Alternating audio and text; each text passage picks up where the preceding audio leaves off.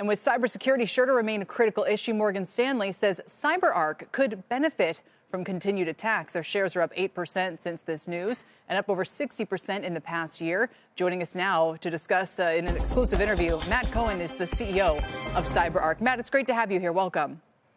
Thanks, Ellie. Good to be with you as well. You know, I know it's a little tricky. You're not trying to sort of dance on a competitor's, well, it's not a gravestone, but there have been a historic number of breaches by the Chinese, especially against U.S. infrastructure and targets lately. What are the implications for your company?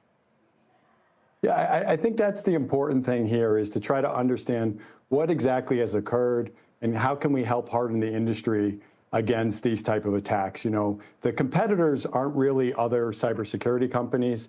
The competitors are the bad actors and adversaries that are working for nation states or cyber criminal syndicates. And how do we protect ourselves better against that? And when you kind of look into this recent hack of the Treasury, you understand when you look at the attack vector that it really came down to exploiting a vulnerability in software and ultimately stealing what's called an API key, which is a type of machine identity.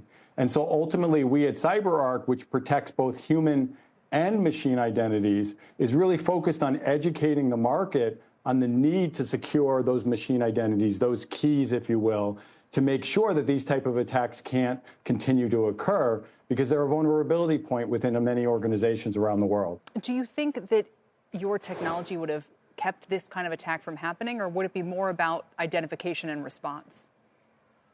I think the proper implementation of this type of technology, where you're securing your machine identities, your API keys, would have made it much harder for the bad actors to get involved. You know, this all started with a vulnerability within the software itself, and the kind of software supply chain securing of that is critical for all of us in the cybersecurity industry. So we're obviously focused in to make sure that this type of attack can't happen with CyberArk, but it's our holistic approach to securing human and machine identity that puts our customers in a good place as they try to protect themselves against these type of attacks. We've seen ports infiltrated, different kinds of infrastructure systems. You know, according to sources with the government, it might be as China's testing what our response would look like to a Taiwan invasion.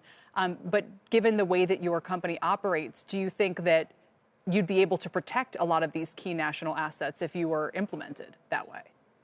I think that when you see this heightened threat environment that we're living in, most of the adversaries, whether they're nation states, by the way, or cyber criminals, are going after identities. The identity is really the lifeblood of an organization. And if they can find an identity, whether it be human or machine, that has the right level of privileges, then they can take over those enterprises, take over a government agency. So ultimately, there's a new front of cybersecurity. It used to be about protecting the perimeter or protecting the endpoint.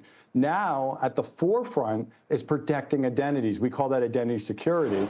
And CyberArk, as the leader in identity security, absolutely has a role to play in making sure these adversaries can't get into the guts, into the deepest part of these organizations and exfiltrate secrets and other aspects of critical data that we don't want to get into the wrong hands. Of course, I mean, it's sophisticated. You have a 108 PE. Maybe there's some, one-off reasons for that. But, I mean, do you use encrypted apps when you're texting people, Matt? I mean, after everything that's happened with Salt Typhoon and Volt Typhoon and all of this, it does make a person wonder.